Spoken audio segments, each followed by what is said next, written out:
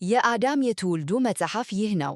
እግዚአብሔር አዳምን በፈጠረ ቀን በእግዚአብሔር ምሳሌ አደረገው። ወንድና ሴት አድርጎ ፈጠራቸው፣ ባረካቸውም።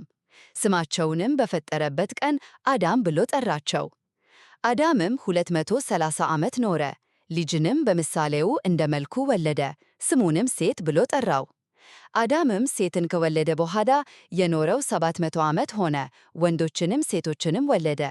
አዳምም የኖረበት ዘመን ሁሉ 930 ዓመት ሆነ፣ ሞተ። ሴትም 205 ዓመት ኖረ፣ ሄኖስንም ወለደ። ሴትም ሄኖስን ከወለደ በኋላ የኖረው 707 ዓመት ሆነ፣ ወንዶችንም ሴቶችንም ወለደ። ሴትም የኖረበት ዘመን ሁሉ 910 ዓመት ሆነ፣ ሞተ።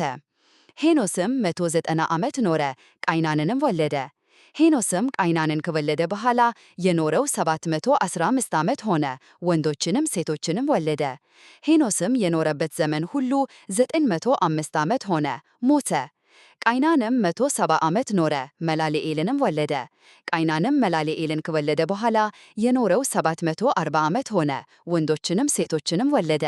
ቃይናንም የኖረበት ዘመን ሁሉ 910 ዓመት ሆነ፣ ሞተ። መላልኤልም 165 ዓመት ኖረ፣ ያሬድንም ወለደ። መላልኤልም ያሬድን ከወለደ በኋላ የኖረው 730 ዓመት ሆነ፣ ወንዶችንም ሴቶችንም ወለደ። መላልኤልም የኖረበት ዘመን ሁሉ 895 ዓመት ሆነ፣ ሞተ። ያሬድም 162 ዓመት ኖረ፣ ሄኖክንም ወለደ። ያሬድም ሄኖክን ተወለደ በኋላ የኖረው 800 ዓመት ሆነ፣ ወንዶችንም ሴቶችንም ወለደ።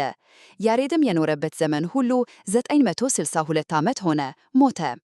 ሄኖክም 165 ዓመት ኖረ፣ ማቱሳላንም ወለደ። ሄኖክም አካሄዱን ከእግዚአብሔር ጋር አደረገ።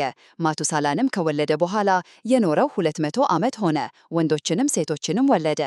ሄኖክም የኖረበት ዘመን ሁሉ 365 ዓመት ሆነ።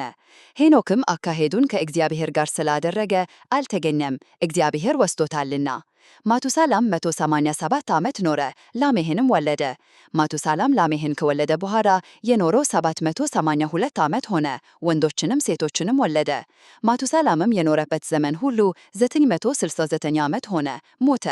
ላሜህም 182 ዓመት ኖረ፣ ልጅንም ወለደ። ስሙንም እግዚአብሔር በረገማት ምድር ከተግባራችንና ከእጅ ሥራችን ይህ ያሳርፈናል ሲል ኖህ ብሎ ጠራው። ላሜህም ኖህን ከወለደ በኋላ የኖረው 565 ዓመት ሆነ፣ ወንዶችንም ሴቶችንም ወለደ። ላሜህ የኖረበት ዘመን ሁሉ 747 ዓመት ሆነ፣ ሞተ። ኖህም የ500 ዓመት ሰው ነበረ። ኖህም ሴምን፣ ካምን፣ ያፌትንም ወለደ።